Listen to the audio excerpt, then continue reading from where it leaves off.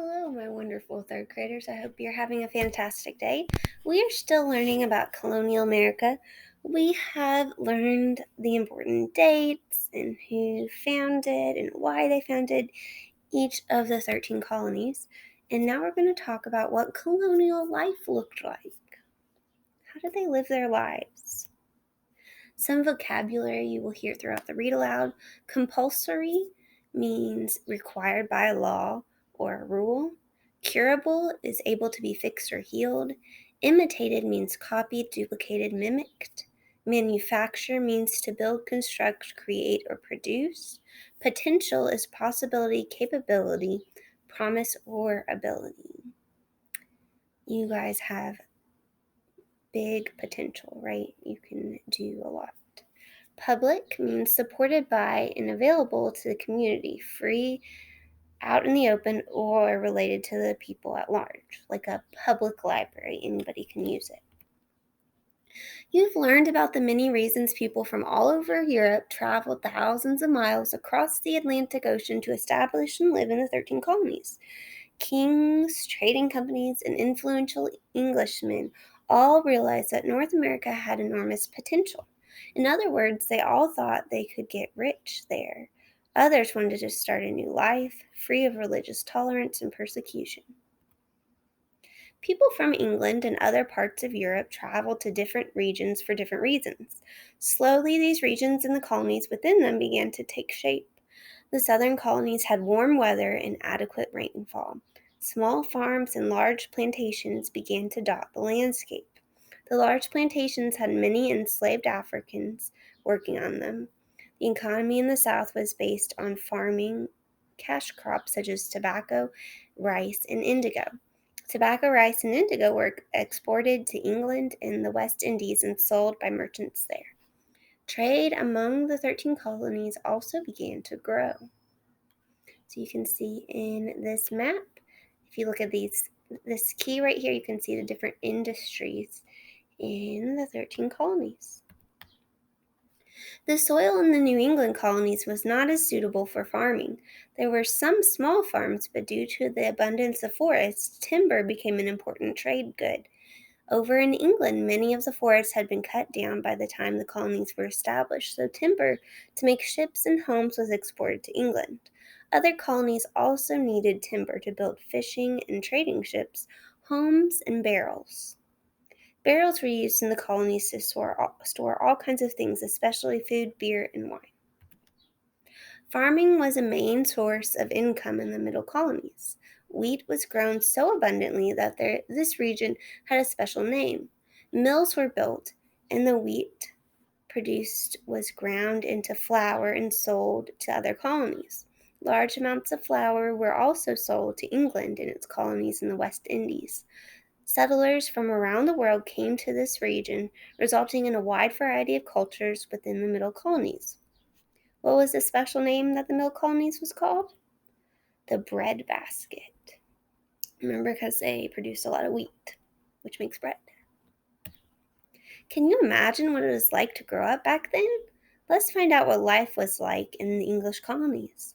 In the early days, only boys who lived in Massachusetts had to go to school. The first schools were one-room schoolhouses. Boys of different ages learned reading, writing, and math. Sometimes the older boys helped to teach the younger ones. In 1647, a law was passed in Massachusetts that required every town with 50 or more families to support an elementary school. Towns with more than 100 families had to support a grammar school where boys would learn Latin to prepare for college. This was the beginning of public education in America.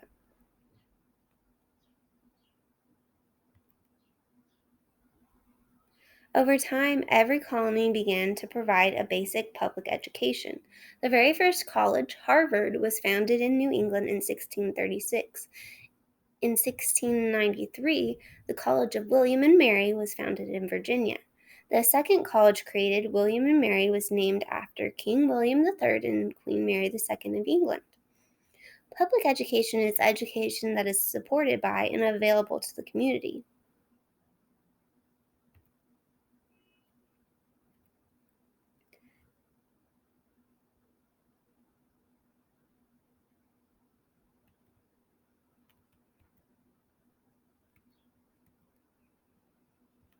I think this is what, sorry, I was trying to figure out what this says. I think this is what this plaque says. It says, after God had carried us safe to New England and we had builded our houses, provided necessaries for our livelihood, reared convenient places for God's worship, and settled the civil government.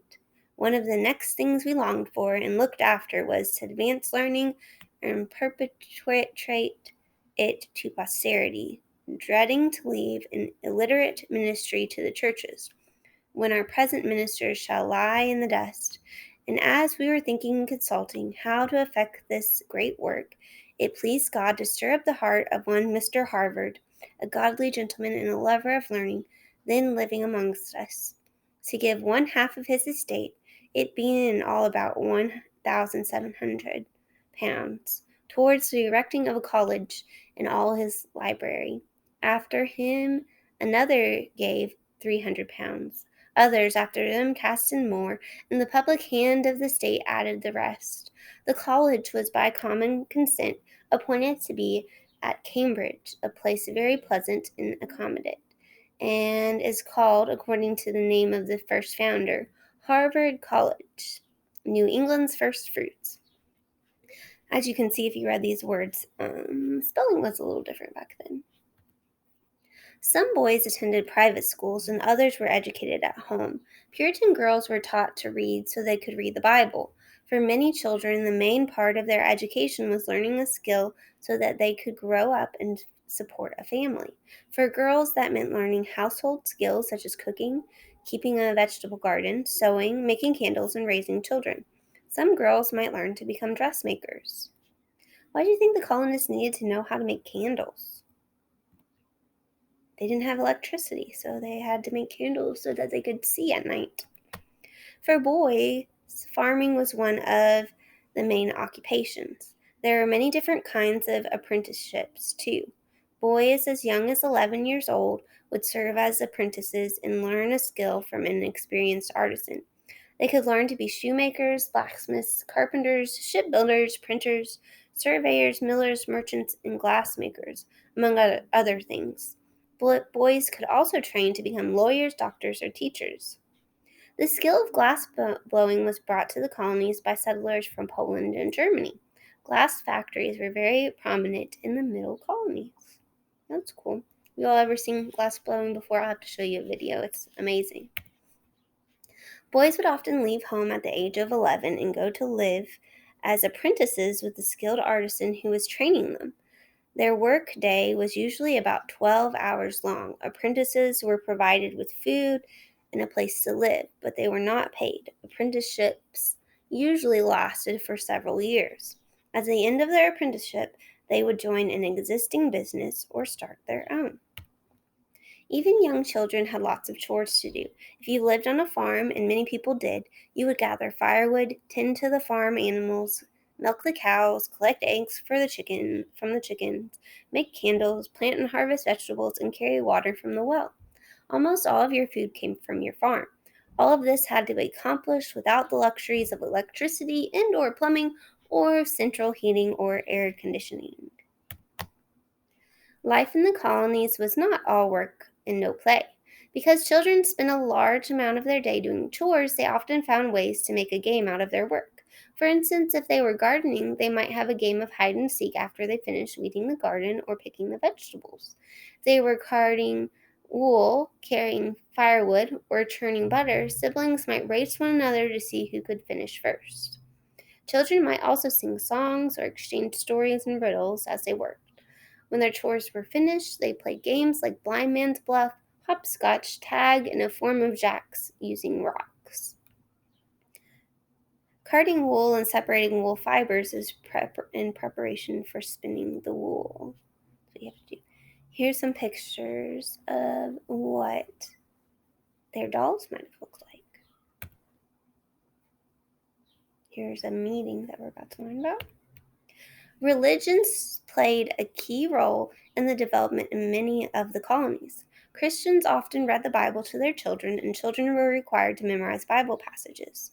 For Christians in New England, attending church was the most important thing they did. In fact, if you were a Puritan, it was compulsory. Puritans worshipped in the meeting house. Sermons could last for several hours. If you fell asleep during the service, there was sometimes someone assigned to wake you up. That person had a long pole with feathers on one end. If someone fell asleep, he'd tickle their chin with the feathers. Oh my goodness, that's funny. Here you see in this illustration a guy with a stick with some feathers who's about to wake up this elderly gentleman here who's taking a nap. As you learned in the early days of the colonies, most people produced the food they ate. Corn was a very important crop to the colonists, as it was with many Native Americans. Colonists used corn in a variety of ways. There was corn bread, corn cake, boiled and fried corn, corn soup, and corn on the cob. Besides farming, some colonists also hunted and fished. The colonists learned to harvest regional fruits and berries, and they used them in their cooking for seasoning and pies. Apparently, colonists had a very sweet tooth. Historians have recorded stories about how colonists loved hard candies, pies, and puddings. Yum, me too. What did Native Americans call corn? Do you remember? Maize. Having a sweet tooth isn't coming without a cost. Many colonists had to have their teeth pulled because they didn't have the advanced dentistry we have today. George Washington lost all of his teeth and had dentures made of ivory. As the colonies grew in size, towns became large cities. Boston, New York, Philadelphia, and Charleston became the largest. The architectural style of each region often imitated or copied the European countries where many of the colonists originated. There were many red brick, English-style homes in New England, Dutch-style wooden houses with sloping roofs in the middle Atlantic, and French-style farmhouses with wide porches and French doors in the southern region. In addition, Charleston's architecture has a Caribbean influence because many settlers arrived there from the English island of Barbados in the Caribbean Sea. Some colonists would also rely on trade with the Native Americans to obtain some of the food or items they needed. So you can see the big cities: Boston, Massachusetts, right here, New York City, right here, Philadelphia in Pennsylvania, right here, and Charleston in South Carolina. Remember, it used to be called Charlestown. The streets of these towns and cities became busy with horses, wagons, and people. Not everyone worked as a farmer, artisan, or apprentice. There were many wealthy people who lived in very fine houses in these large cities. Their homes contained only the best furniture, silver, china, and fabrics shipped from England. In the early days of the colonies, people relied heavily on imported goods from England. As the years went by, the colonists began to manufacture or produce some of these things themselves. However, the English Parliament still controlled how much manufacturing the colonists were allowed to do.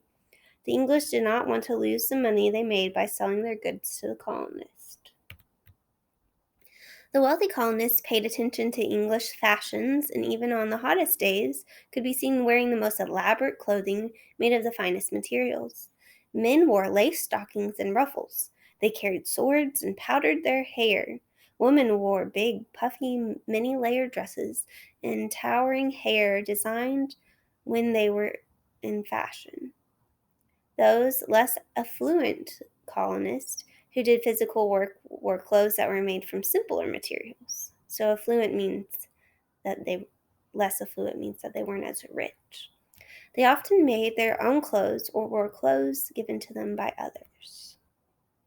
Communication between the colonies was difficult. Most roads were nothing more than wagon trails, although in the large cities there were a few established highways. Ships traveled up and down rivers and along the coast to bring goods and news from far away. Written communication was one of the only ways of sending and receiving messages, but letters could take weeks, if not months, to arrive. Frequently, letters would go missing. Medicine then was basic, and people died of diseases that are quite curable today. Women gave birth at home with the help of midwives. Because they did not have the medical care we do today, sometimes women died in childbirth, and many babies died before reaching their first birthday.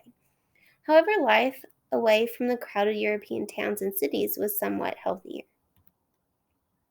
So, what do you think? Would you have liked to have been a colonial child exploring this new land with your family, or would you have missed the familiarity of your homeland?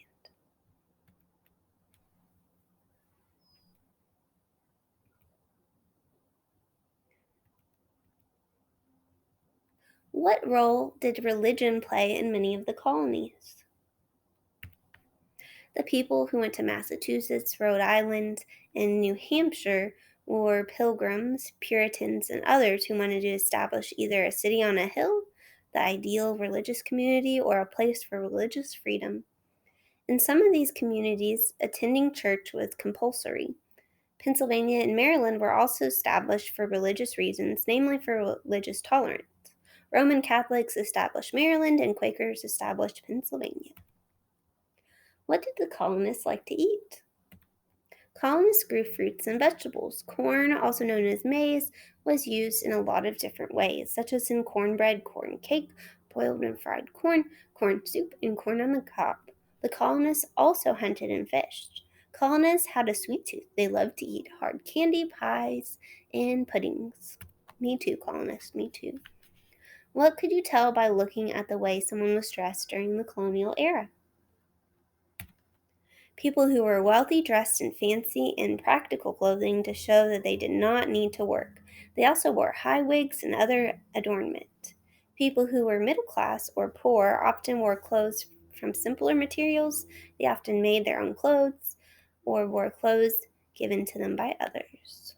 What did the children in the colonies have to do every day? Chores around the house and farm. How did they entertain themselves? They often made their chores into games, such as a competition to see who could finish something first. They sometimes made toys out of common, everyday objects, such as dolls made from corn husks. What does this picture tell us about colonial life? Colonists and immigrants imitated the Colonists and immigrants imitated the architectural styles of their homelands. These are examples of red brick English style homes in New England. I think it would look like this one. Dutch style wooden houses with sloping roofs in the middle Atlantic, and French style houses with wide porches and French doors in the southern region. Which one's your favorite house? I like the French style. How did colonists communicate with colonists in other colonies or in England and other countries? Written communication was the only way to send and receive letters. Letters were delivered by hand because roads were no more than wagon trails and traveling over the ocean was long and dangerous. It took a long time for letters to arrive at their final destination, and many letters were lost altogether. Communication was difficult. Our word for today is compulsory. In the read aloud, you heard that for some Christians in New England, attending church was the most important thing they did. But beyond that, attending church was compulsory or required for Puritans. Say the word compulsory with me. Compulsory means that something is required by law or by a rule. In this read aloud, the word compulsory was used to describe that the Puritans were required to attend church. Other things can be compulsory too. For instance, receiving an education is compulsory or required by law for school-age children. A degree or the appropriate training are compulsory requirements for a doctor or a lawyer to enter practice. It's things you have to do to get something else. All right, so I'm going to give you a statement or something, and you're going to tell me if it's something that is compulsory, it's something that you have to do, or if it's something that's not compulsory, which means it's voluntary. You get to decide if you want to do it or not. Doing homework. If you're given homework, then it is compulsory. There are consequences if you don't do it right, so that makes it compulsory. Having a driver's license to drive a car. That is compulsory. The consequence of that is that you could end up in jail if you drive without a license. You probably wreck too. Donating money to charity. That is not compulsory, it is voluntary. That's something you get to decide if you want to do it or not and how you want to do it. Attending college. That is not compulsory, it is voluntary. In some families, might be considered compulsory. Maybe your parents expect you to go to college. Um, a lot of people get really good jobs without even going to college, right? It's not compulsory in our society. You don't have to. But attending school at your age is compulsory. You and your parents would get in trouble if you did not go to school. Feeding your dog or cat. That is compulsory. What are the consequences of not feeding a pet? Your pet could get sick or eat something they're not supposed to because they're too hungry. Always doing your best work. That is not compulsory. It's something voluntary. You have to choose to do that. Voting in elections. That is not compulsory. It is not required. You do it voluntarily. Recycling. This depends on your community. Some people have to recycle, but it is usually a person's decision, so it's not compulsory. In summary, if something is compulsory, then you have no choice and must do that thing or be willing to face the consequences. If something is voluntary, even if it is a good thing, you still have a choice about whether or not to do it. All right, I hope you enjoyed learning about colonial